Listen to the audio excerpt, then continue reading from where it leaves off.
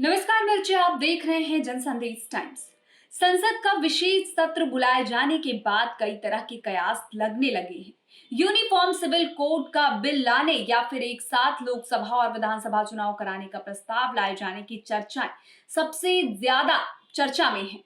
अगले साल होने वाले लोकसभा चुनाव और इस साल होने जा रहे विधानसभा चुनाव को ध्यान में रखते हुए विपक्ष ने भी आशंका जताई है कि मोदी सरकार एक साथ चुनाव करवाने की दिशा में आगे बढ़ सकती है। कि खुद पीएम मोदी जो हैं वो कई बार इसकी वकालत कर चुके हैं। उनका मानना है कि इससे हमेशा चुनावी मोड में रहने वाली सरकारों को 5 साल तक काम करने का मौका मिलेगा।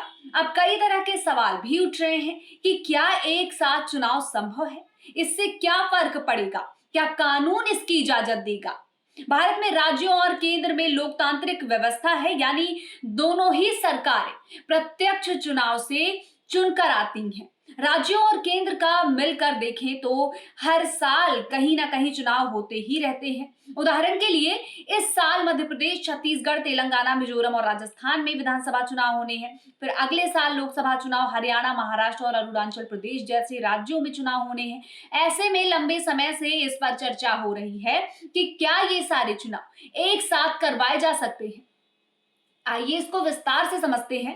अगर बात एक साथ चुनाव कराने की संभावना पर करें तो ये बिल्कुल संभव है। पहले भी कई बार एक साथ चुनाव हो चुके हैं। हालांकि समय के साथ सरकारों के गिर जाने के चलते इसके समय में अंतर आ गया। मौजूदा समय में कानून में थोड़े बहुत बदलाव करके फिर से एक साथ चुनाव कराए जाते हैं। हालांकि अगर 2024 में लोकसभा चुनाव के साथ विधानसभा चुनाव होते हैं तो उत्तर प्रदेश, हिमाचल प्रदेश, कर्नाटक, पंजाब, गुजरात और गोवा जैसे राज्यों की सरकारें बहुत कम समय में ही बर्खास्त करनी होंगी और फिर इन राज्यों को 1-2 साल में ही फिर से चुनाव का सामना करना पड़ेगा। साल 2018 में जब पीएम मोदी ने एक देश एक चुनाव का मुद्दा फिर से उछाला तो विधि आयोग ने एक रिपोर्ट केंद्र सरकार को सौंपी थी। इस मसौदे में कुछ चुनाव कानूनों और संविधानों में संशोधनों की सिफारिश की गई थी। एक बार लोकसभा का चुनाव कराने पर सरकार के करोड़ों रुपए खर्च होते हैं। इसके अलावा देश की तमाम मशीनरी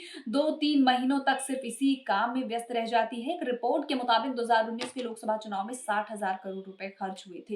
इसमें प्रत्याशियों और राजनीतिक पार्टियों की ओर से किए गए खर्चे भी शामिल हैं। केंद्र सरकार को चुनाव करवाने के लिए ईवीएम मशीनों, वोटर लिस्ट की तैयारी, पोलिंग पार्टियों की ट्रेनिंग, पोलिंग पार्टियों के आवागमन, उनके खान पान और केंद्रीय बलों की नियुक्ति पर भी पैसे खर्च करने पड़ते हैं। एक साथ चुनाव करवाए जाने में सबसे बड़ी समस्या यही है कि अगर किसी राज्य में बीच में ही कोई सरकार गिर जाती है तो ये क्रम फिर से टूट सकता है। इसके लिए विधि आयोग ने अपने सुझाव में कहा था कि ऐसी स्थिति में दोबारा कराने से पहले चुनाव सरकार बनाने के अतिरिक्त मौके दिए जाएं। तो ये वो कयास हैं जो बैठक के बाद लगातार लगाए जा रहे हैं। उनका मानना है कि जो केंद्र सरकार है वो एक साथ चुनाव करा सकती है। अब ऐसा होता है या नहीं ये देखना अहम होने वाला है। फिलहाल के लिए इस खबर में बस इतना ही। ऐसी ही जो भी जानकारी होंगी वो आप तक जरूर पहुंचेंगी। तब तक के लिए हमारे साथ बने रहिए और देखते रहिए जनसंदेश टाइम्स और हमारे चैनल को लाइक, सब्सक्राइब और शेयर जरूर करें।